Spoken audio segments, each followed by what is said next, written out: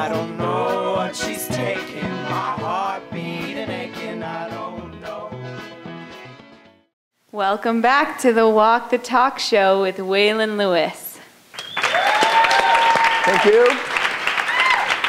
So, I'm very excited about our next guest. Phil, Brendan, come on up. Phil and Brendan. Man, thanks for coming. Wow, so thank you so much for coming, Phil and Brendan. So tell me, your story, Phil, Phil's Fresh, is that classic natural product story, creating something out of nothing. What is that story? I was 22 years old. I was fresh out of college.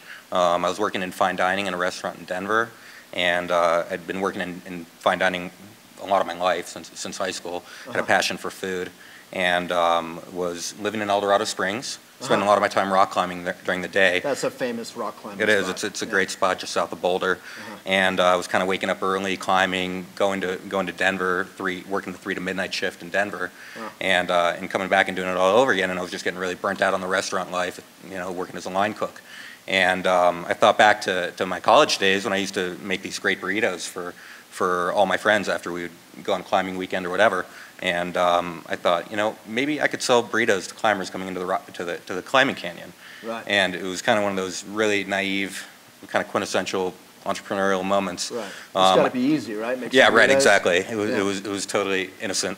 And what was your financial goal with those burritos? My financial goal was to make $500 a week so that I could sustain my expensive place in El Dorado and kind of subsidize my dirtbag rock climber life.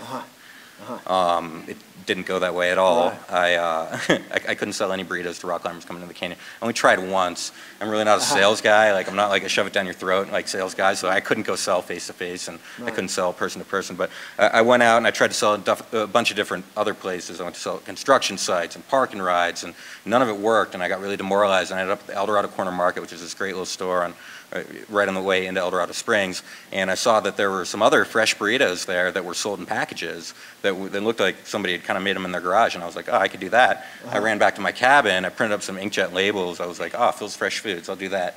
And, and made some burritos and like typed up a little price list and like made 6 burritos and took them back and asked to talk to the manager, and she was like, yeah, I'll buy your burritos, sure. And I was like, sweet, okay, I can do this. And the empire was born. It's exactly right, yeah. So then I went home and I was like, I gotta make all these burritos, and I looked around and I was like, how am I gonna make all these burritos in my place?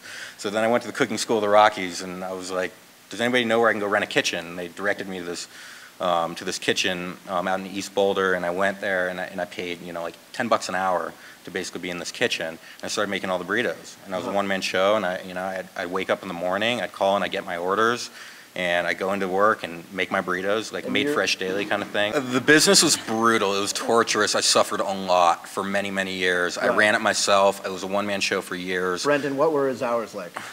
When I first started talking to him, he said he'd get up at like 3, 4 in the morning, and then you know, get up and get the burrito line going by like 7, make a whole bunch of burritos during the day, and then go sell them in the afternoon. And it's like when you start a business like that, it's like 18 hours a day, no joke. It literally is. Wow. It literally is. So I suffered that way for a while. So how was your 2 years.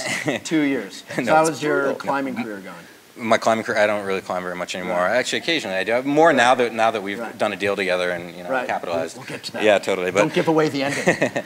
But no, I ran it basically as a one-man show. Hired a few people here and there. I did like $70,000 in sales my first year. Wow. By the 4th year, $70,000 of burritos. Yeah, $70,000 That sounds pretty burritos. impressive. Yeah, I felt good about myself for like my first year in business, for like knowing nothing about business. I mean, you have to understand, I like was right-clicking on words in QuickBooks to like know what an asset and a liability was. I had no idea what I was doing.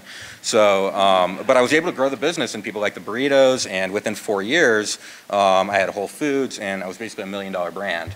And I was kind of starting to feel the heat. I had maxed out all my credit cards. I hadn't been making any money for years now. If you're making that kind of money, why are you still maxing? I wasn't making any money. I was delivering top line revenues, but I wasn't making any money because it takes so much money to grow a brand, and I had no idea about that. I was completely naive. I mean, you got to go buy equipment, and every dollar you go sell, that's a dollar tied up in accounts receivable, and then you got to finance the inventory. And all of a sudden, it was like, man, I need to come up with like hundreds of thousands of dollars here. So I kind of at that point had learned what I need to do to go grow a brand, put together a real business plan. I knew I needed to like go raise some substantial money, and I went out and started looking for it. And I was able to find a little little bit of friends and family money, but I was really just looking for like the next $10,000 plug to like keep me above water. And so even though your brand is doing great, you just need so much cash. Way more than I ever thought. I had no idea. Like, I just had no idea what I was doing from the financial side. And then you met this guy, and all your problems were solved. No, it's not quite that romantic, but so let's jump over, Brendan. What's your story? How did you come to be in a position to, help out Phil? I started a company called Bare Naked in 2002. It was a granola company. We had a thank you. That's awesome. It was my baby, everything I kind of believed in. So similar to Phil in the sense that I was 23 when I started it. Didn't pay myself for the first 2 years, working those 18-hour days. And then 5 years later, we had some great investors. We got some great team members. And eventually we sold the business to Kellogg's, which was awesome. We did that in 2007. Wow. You tell a story quickly. So rewinding a little bit, what was your experience right before right before, why'd you go start a granola company? When you go do stuff like that, like, why'd you start a burrito company? People are like looking at you like you're a moron. And so I got those same looks. I was working at Saturday Night Live in the talent department at 22 years old, like throwing the Saturday Night Live parties, being part of the show. I hear they have a decent little sort of show going. Yeah, they do. They could learn a couple things from you. But yeah. Yeah. Cool. And then you were on Survivor later. Yeah, and then so I did Saturday Night Live, then Bare Naked, we sold that, and then after that I did the show Survivor because they called and recruited me to do it, so I said, like, why the hell not? Did that, and then ended up hooking up with Phil right when I got back, and just love burritos and love everything that Phil has done in terms of like good products. So, man, you tell a story really well. You should be the interviewer because you get to it. Phil took up all the time. I know, but Bare Naked is, just not to skip that story, that's an amazing story. You were the little guy, you and your partner, and you were the only, tell me about your success with that brand. We started in 2002, we did like 40 grand our first year, 400 grand the second year, 1 million the third year, 10 million the fourth year, 25 million the year after that, and then we were on track to do 50. And because of all that growth, we're the fastest growing brand within the entire $6 billion cereal category. So then like Pepsi, General Mills, and Kellogg's all called me within 1 month. And basically the partner that I started with, this girl named Kelly, we looked at each other and said, wow, like this is a pretty good opportunity. Everybody wants us.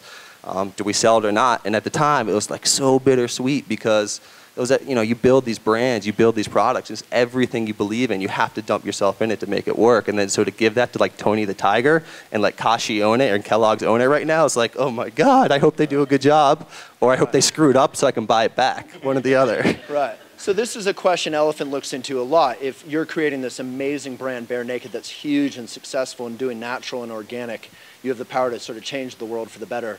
Why do you have to sell out if you're making good money? Because you get investors, at a certain point you need to return something back to them. So that's one factor in it. And then also, it's like it sucks up the bulk of your life when you work at these things. And for my partner Kelly and I, we started it together, so we thought we should finish it together. And she really wanted to kind of be out of the business. I always want to keep going. But we just decided that we'd end it together because we started it together. So we sold it. And then it was so, in the beginning, it's so bittersweet. Like I was pissed. It's like it's not it's not my brand anymore. It's not my team, my organization. But then over time, you realize that God, that gives me the opportunity to go do this like every year or every couple of years. Like so, I'm working with Phil right now, and we took his brand and turned it into Evil Burritos. But now you can go do this for ice cream. We can go do this for so many products that bring this healthy lifestyle and this kind of natural and organic lifestyle to the masses.